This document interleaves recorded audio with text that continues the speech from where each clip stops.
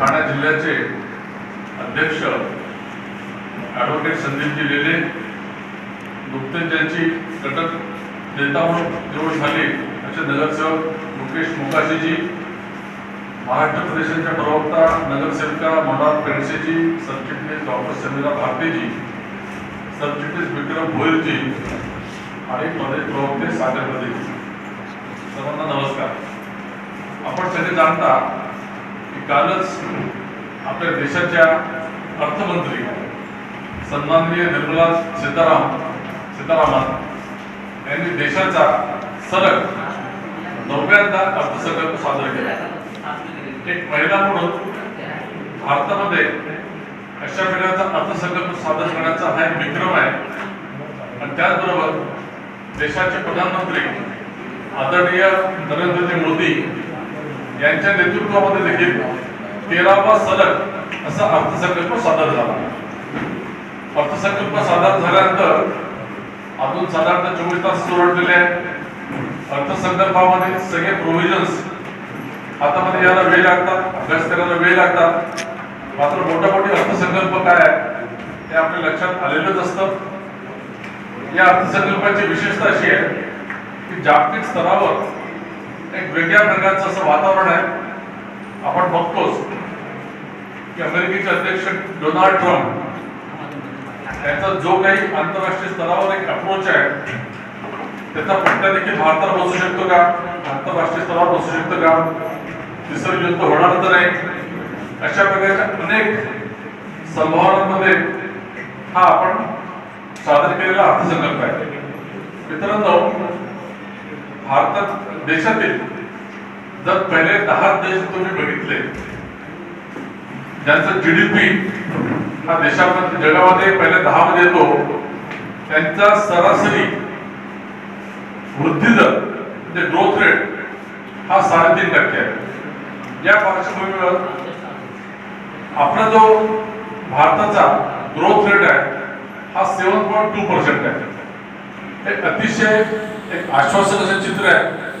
त्याचं कारण असं की आपल्या देशाला नरेंद्रजी मोदी गेल्या 13 वर्षापासून जे नेतृत्व लाभलं आहे आणि त्या नेतृत्वामुळे आंतरराष्ट्रीय स्तरावरचे जे निवेशक आहेत, भारतातले जे निवेशक आहेत, त्यांना आश्वस्त करणारं असं एक नेतृत्व आहे. शेवटी अर्थनीती ही इन्व्हेस्टमेंटशी संबंधित आहे. आज भारत जागतिक स्तरावर FDI मध्ये म्हणजे विदेश परकीय चलनामध्ये हा मोस्ट फेवर्ड आहे. 81 बिलियन US डॉलर एवढा FDI भारतामध्ये आलेला आहे. त्यामुळे आपली अर्थव्यवस्था ही जोमाने पुढे जाते.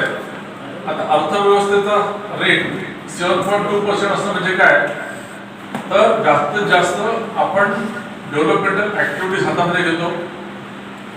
डेव्हलपमेंटल ऍक्टिव्हिटीज आपण हातामध्ये घेतो तेव्हा आपलं इन्फ्रास्ट्रक्चर बिल्डअप होतं, पायाभूत सुविधा बदलायला सुरुवात झाली तर रोजगार निर्मिती होते. रोजगार निर्मिती झाली की कर संकलन वाढतं.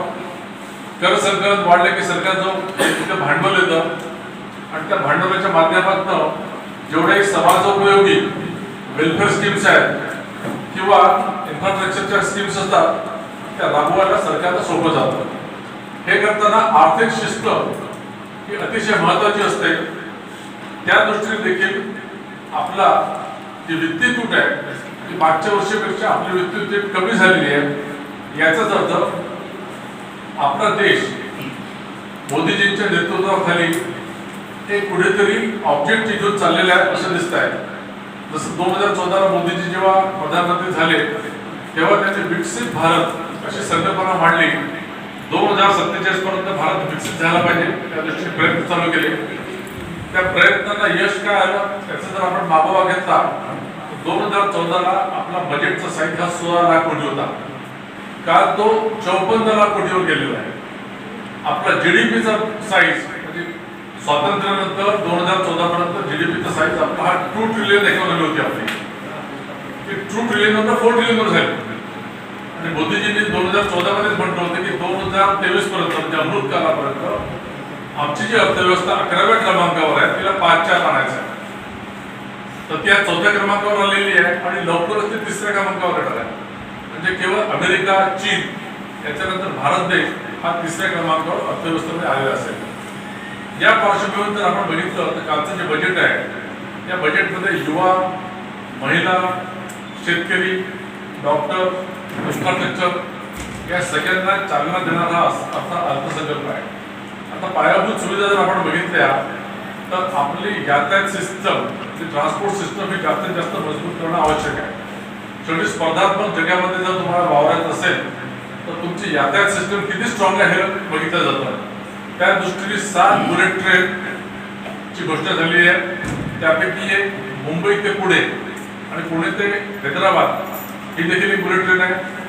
20 असे हे रोडवेज म्हणजे जल वाहतूक जी आहे याला देखील आपण चालना दिलेली आहे।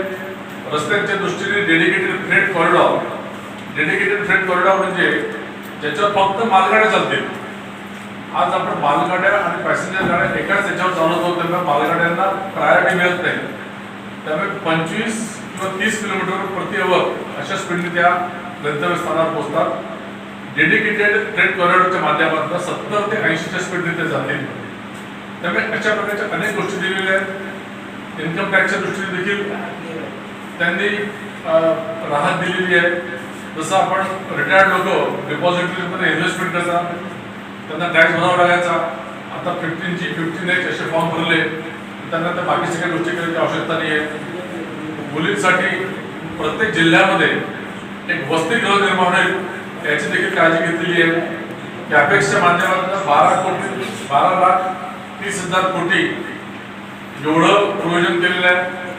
MSCला चालना देण्यासाठी, MSC आपला हा बॅकबोन आहे, MSCला चालना देण्यासाठी 7,000 कोटीचं क्रेडिट गॅरंटी स्कीम देखील इथे दिसते आहे।